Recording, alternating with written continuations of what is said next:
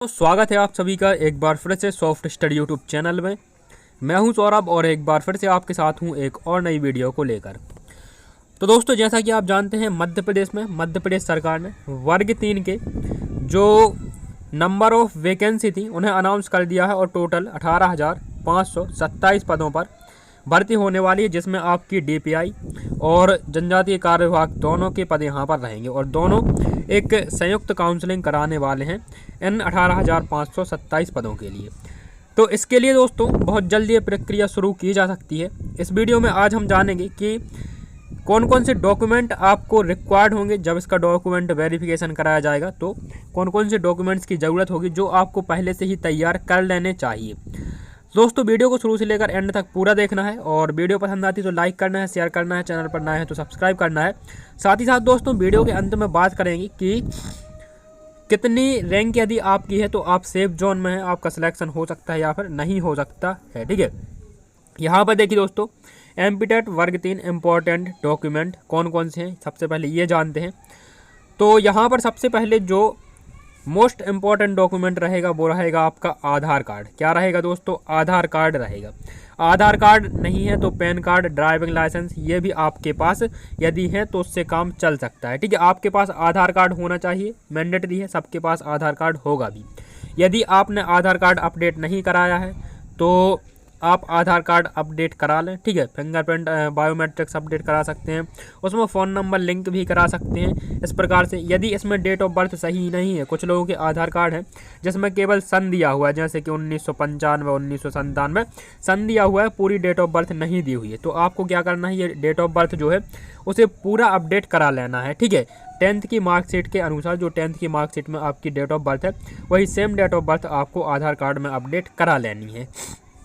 इसके बाद में आपके पास 10th की मार्कशीट होनी चाहिए, 12th की मार्कशीट होनी चाहिए। ठीक है, डीएड डीएलएड का सर्टिफिकेट होना चाहिए। यदि आपके पास डीएलएड है और डीएड में से कोई एक यदि आपके पास जो भी आपने किया हुआ है कोर्स, ठीक है, ये है आपके पास, तो इसका सर्टिफिकेट होना चाहिए। ठीक है, यदि आपने 12th कर रखा है, यदि आपने ग्रेजुएशन के बाद में बीएड किया था, ठीक है, तो आपके पास प्लस ग्रेजुएशन और बीएड की मार्कशीट भी होनी चाहिए। ये केवल उन्हीं के लिए है जिन्होंने बीएड कर रखा है। ठीक है, तो उनके पास ग्रेजुएशन होनी चाहिए प्लस बीएड भी होनी चाहिए।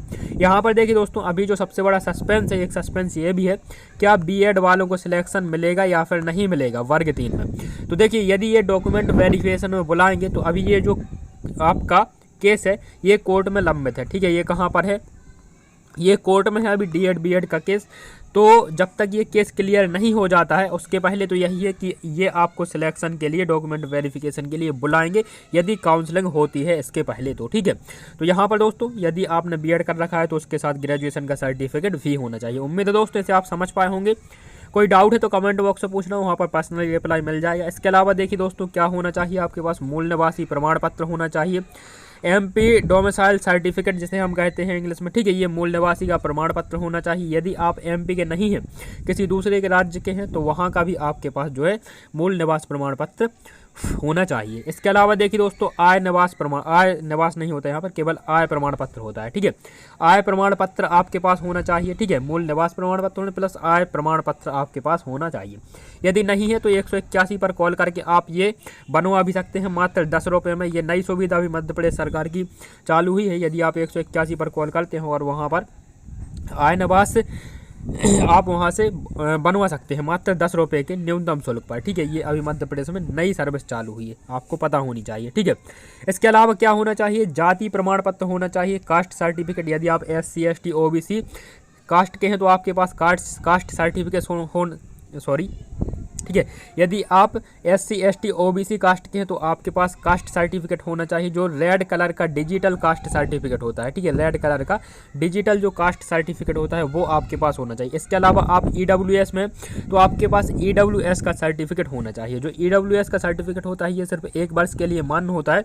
यदि ये आपके पास था पहले, एक्सपायर हो चुका है, तो आप इसे रिन्यू करा सकते हैं। और जो आप रिन्यू सर्टिफिकेट कराएंगे वो रिन्यू सर्टिफिकेट आप डॉक्यूमेंट वेरिफिकेशन के समय वो भी ले जाएंगे, और ये जो एक्सपायर वाला है दोनों सर्टिफिकेट आप साथ में लेकर जाएंगे तो ये ज़्यादा अच्छा होगा आपके लिए। ठीक है, अगला जो होना चाहिए दोस्तों, रिजल्ट का स्कोर कार्ड होना चाहिए। जो अभी एमपीटेट वर्ग 3 का रिजल्ट आया था, ठीक है, उसका जो मार्कशीट थी रिजल्ट वाली वो आपके पास होनी चाहिए, उसका प्रिंट आउट आपके पास होना चाहिए।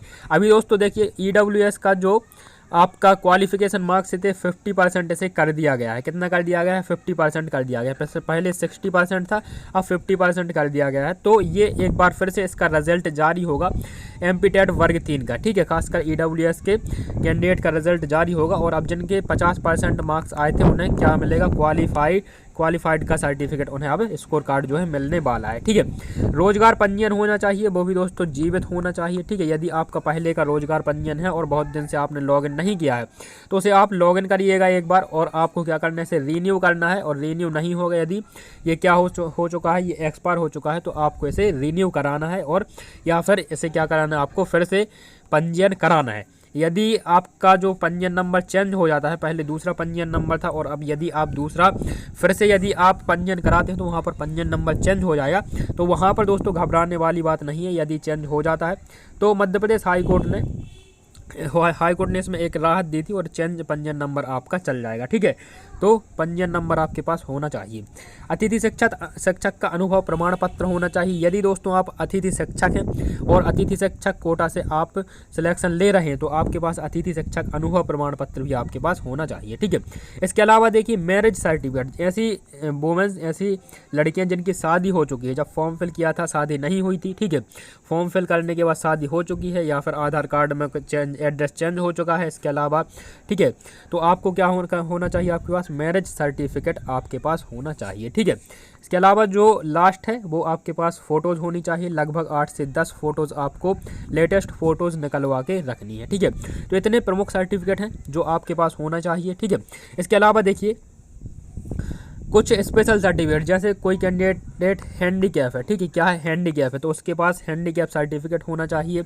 जो विकलांगता का सर्टिफिकेट है वो सर्टिफिकेट उसके पास होना चाहिए, ठीक है। तो ये इतने इंपॉर्टेंट डॉक्यूमेंट्स हैं जो आपको पहले से ही इसकी प्री तैयारी करके रखनी है, पहले से बनवा के रखने हैं। यदि कुछ गलत है, किसी भी डॉक्यूमेंट्स में स्पेलिंग मिस्टेक है तो स्पेलिंग सुधरवानी है, डेट ऑफ बर्थ सुधरवानी है, और आपको सभी जो आपके क्या है डॉक्यूमेंट है ये तैयार करके रखने हैं। जो आय प्रमाण पत्र है, ये आय प्रमाण पत्र जो होता है, क्या होता है आय प्रमाण पत्र? ये 3 वर्ष में क्या हो जाता है? एक्सपायर हो जाता है। तो इसे भी आपको एक बार दूसरा आय प्रमाण पत्र बनवा के रखना है, ठीक है। जो मूल निवास प्रमाण पत्र है ये एक्सपायर नहीं होता है। इसके अलावा जाति प्रमाण पत्र भी नहीं होता है, ठीक है। आय प्रमाण पत्र पर आपको ध्यान रखना है। इसके अलावा आप ये डॉक्यूमेंट तैयार करके रखें, ठीक है।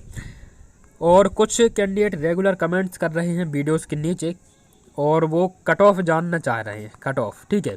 कट ऑफ क्या रहेगी, क्या उनका सिलेक्शन होगा या फिर नहीं होगा, होगा या फिर नहीं होगा, ये एक बहुत बड़ा डाउट है सभी का, ठीक है।